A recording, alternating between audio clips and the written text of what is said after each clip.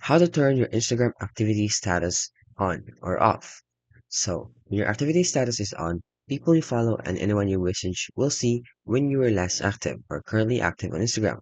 You can turn your activity status on or off at any time. So, doing that on your phone, simply just go to your Instagram app and then you'll see the button or the more in the bottom left corner. And simply just click the settings. So, from the settings, you can choose below how others can interact with you. So, just find this button right here and then just click messages. So from there, you will see the messages and story replies.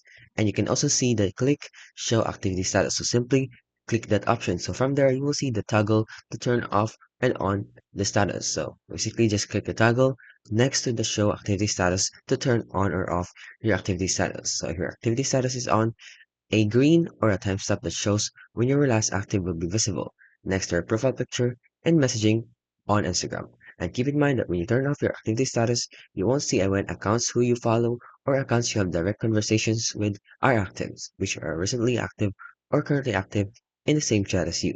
You also won't be able to see anyone else's activity status. And that's how you can basically turn your Instagram activity status on or off.